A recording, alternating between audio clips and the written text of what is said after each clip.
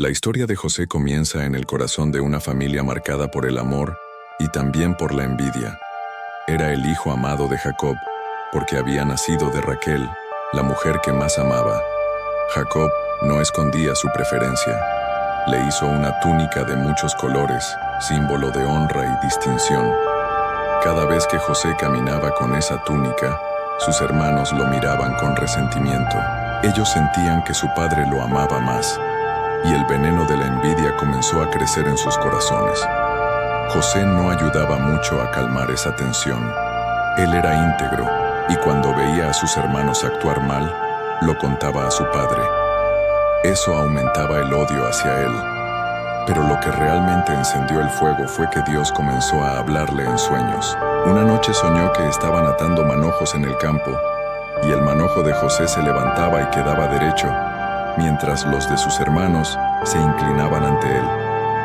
En otra ocasión, soñó que el sol, la luna y 11 estrellas se inclinaban hacia él.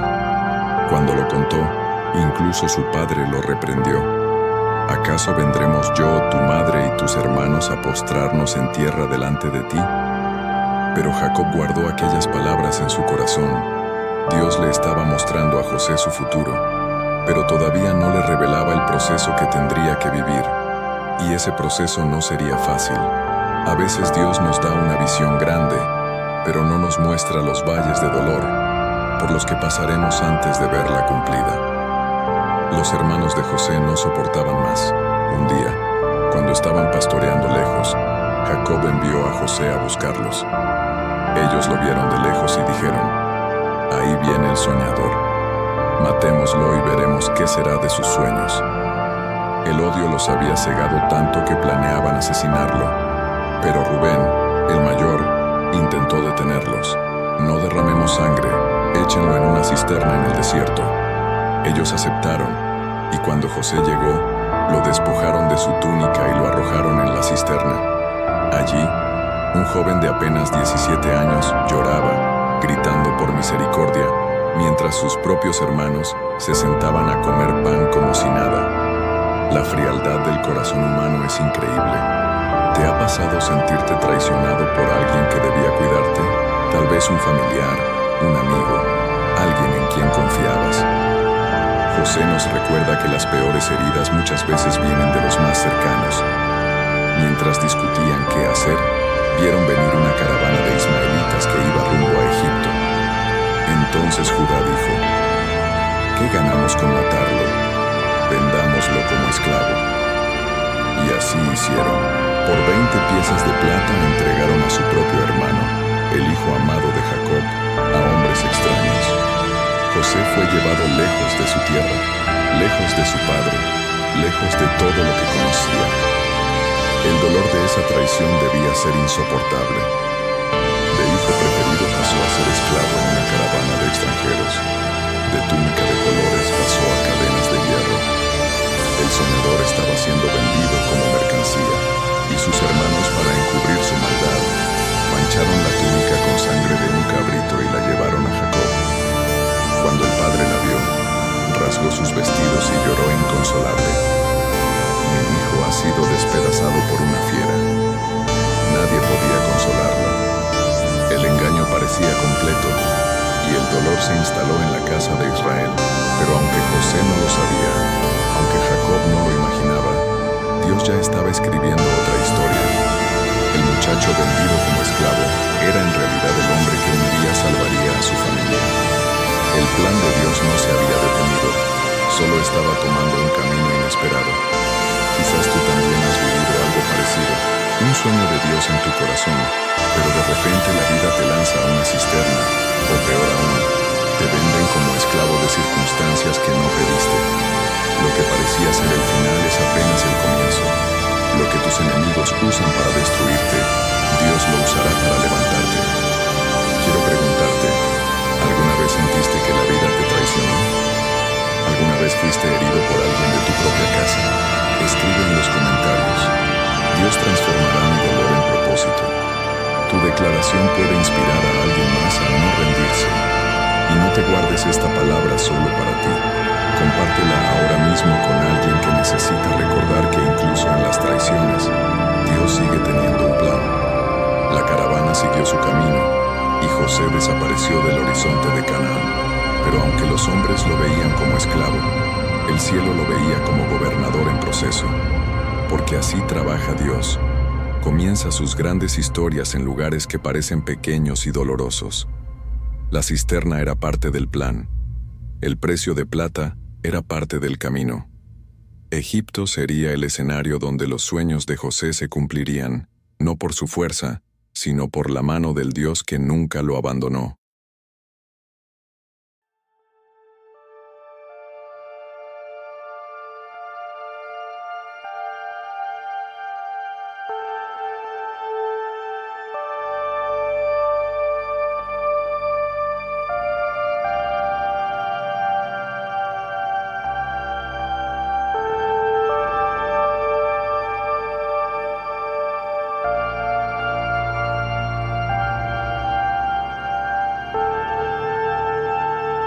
José llegó a Egipto como esclavo.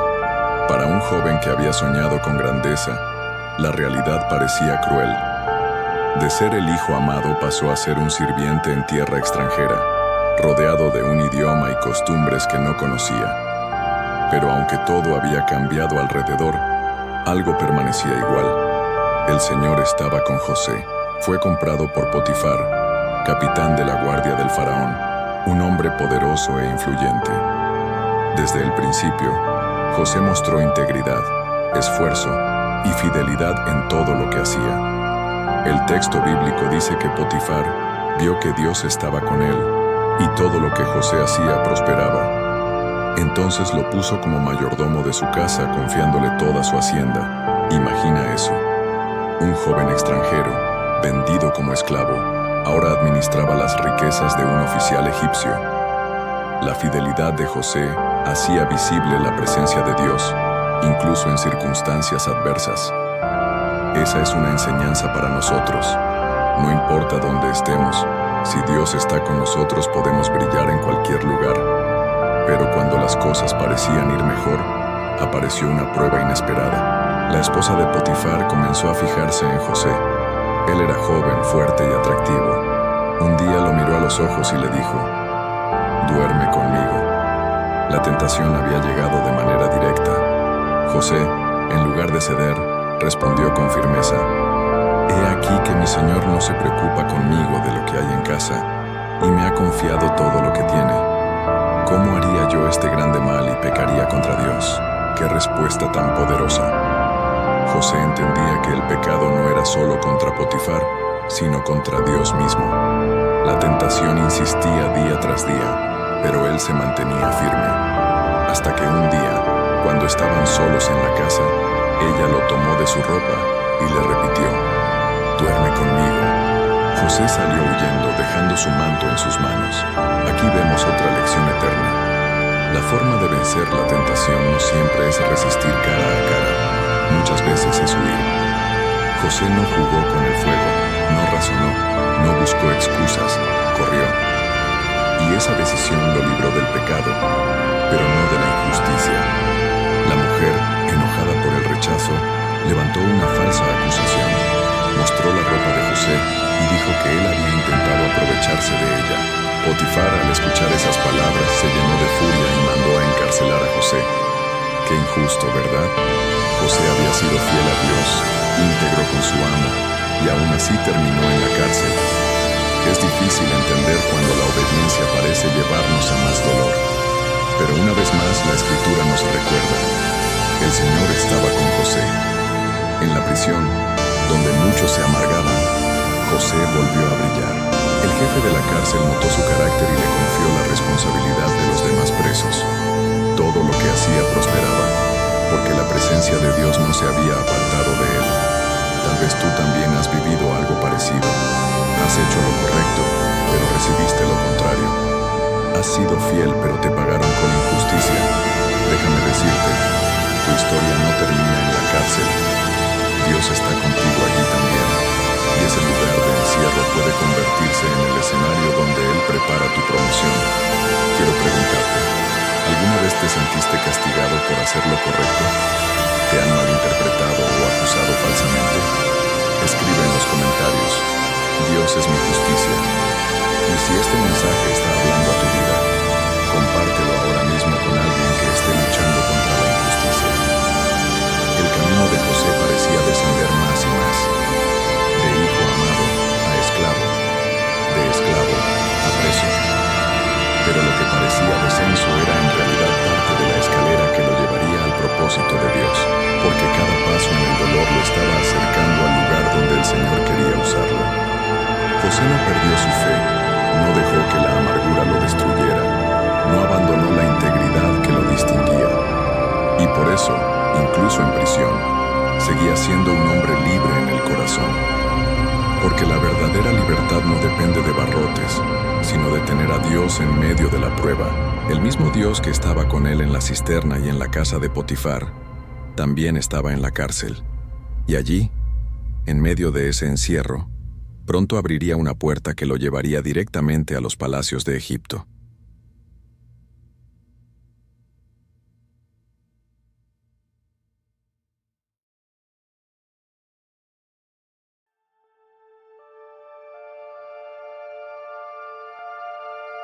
En la prisión, José podría haberse rendido.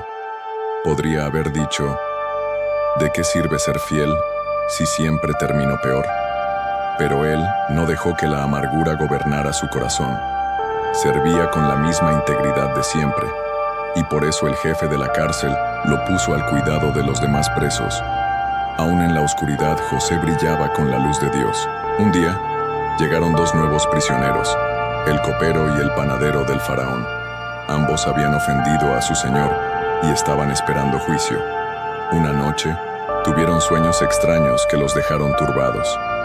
Al verlos preocupados, José se acercó con compasión y les dijo, ¿no son de Dios las interpretaciones? Contádmelo ahora. El copero contó primero. Soñé con una vid delante de mí, 3 sarmientos que brotaban, florecían y daban uvas. Yo exprimía las uvas en la copa del faraón y se la daba en su mano. José respondió con certeza, los 3 sarmientos son 3 días. Dentro de 3 días el faraón te levantará la cabeza y te restituirá a tu puesto. Luego habló el panadero. Soñé que tenía 3 canastillos de pan sobre mi cabeza y en el de arriba había manjares para el faraón, pero las aves los comían. José dijo, los 3 canastillos son 3 días. Dentro de 3 días el faraón quitará tu cabeza de ti, y las aves comerán tu carne. Y así fue. 3 días después, en el cumpleaños del faraón, restituyó al copero y mandó ejecutar al panadero. Todo se cumplió tal como Dios había mostrado a José. Antes de que el copero saliera libre, José le pidió algo sencillo. Acuérdate de mí cuando tengas ese bien. Haz mención de mí al faraón para que me saque de esta cárcel, porque fui hurtado de la tierra de los hebreos, y aquí tampoco hice nada para estar preso. Pero el copero, al recuperar su puesto, se olvidó de José. 2 largos años pasaron en silencio. José seguía en la cárcel, sin respuesta, sin noticias. Humanamente parecía un olvido injusto, pero en los cielos era parte del reloj perfecto de Dios. Quizás tú también has sentido que alguien te olvidó, que después de todo lo que hiciste nadie reconoció tu esfuerzo. Déjame decirte, los hombres pueden olvidarte, pero Dios nunca se olvida. El copero cerró su boca, pero el cielo no cerró sus planes. Pasado ese tiempo, el faraón tuvo 2 sueños inquietantes. En el primero, vio 7 vacas hermosas y gordas que pastaban junto al río, y detrás de ellas, 7 vacas feas y flacas que las devoraban. En el segundo vio 7 espigas llenas y hermosas que crecían en una caña, y detrás de ellas, 7 espigas delgadas y marchitas que las consumían. Ningún sabio, mago o adivino pudo interpretar esos sueños. Entonces el copero recordó a José. Le dijo al faraón, hoy me acuerdo de mis faltas. Cuando el faraón se enojó conmigo, yo y el panadero estuvimos en prisión. Allí un joven hebreo nos interpretó los sueños, y todo sucedió como él lo dijo. El faraón mandó traer a José de inmediato. Lo sacaron de la cárcel, lo afeitaron y le cambiaron la ropa. Ese día José pasó de prisionero a ser presentado ante el hombre más poderoso del mundo.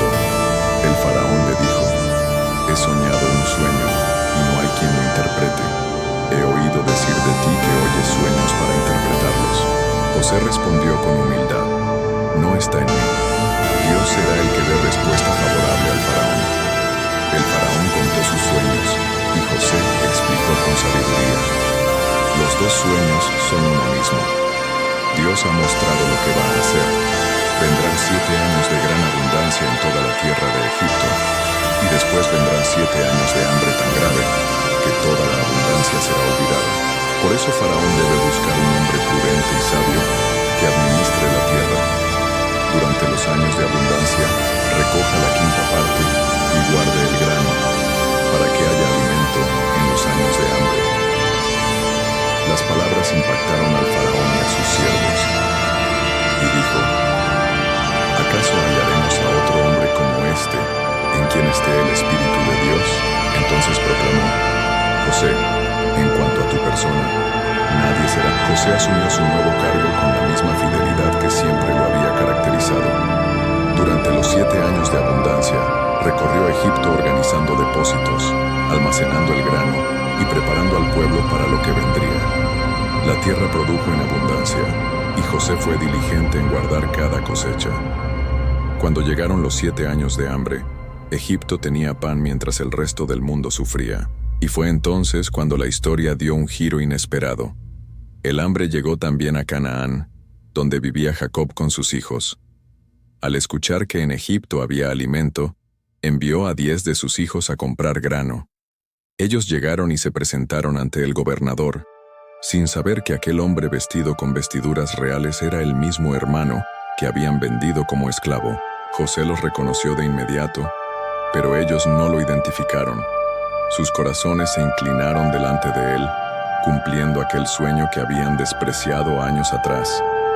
José se contuvo, habló con dureza para probarlos, pero en su interior las emociones lo desbordaban. Después de varias pruebas en las que José buscó ver si sus hermanos habían cambiado, llegó el momento del reencuentro. Judá, el mismo que años atrás había propuesto venderlo, ahora se ofrecía como esclavo en lugar de Benjamín para no causar dolor a su padre. Ese acto de sacrificio reveló que ya no eran los mismos hombres crueles de antes. José no pudo contenerse más. Mandó salir a todos los egipcios y llorando en voz alta dijo: «Yo soy José. ¿Vive aún mi padre?». Sus hermanos quedaron paralizados sin poder responder.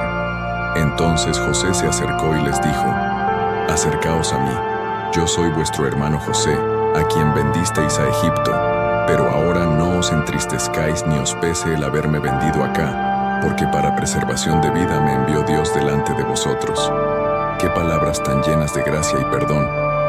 José no buscaba venganza. Él entendía que lo que sus hermanos intentaron para mal, Dios lo transformó para bien. Ese es el secreto de la verdadera victoria. No es cuando tus enemigos caen, sino cuando eres libre para perdonar.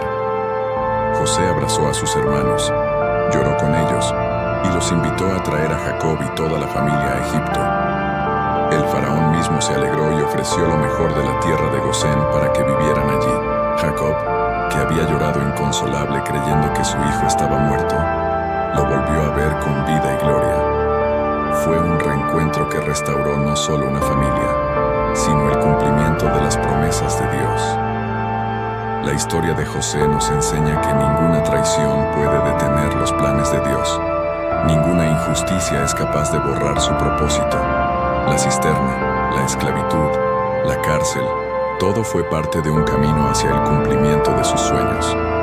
Y lo más grande, su fidelidad permitió que Israel sobreviviera en tiempos de hambre, preservando así la línea que llevaría hasta Jesús.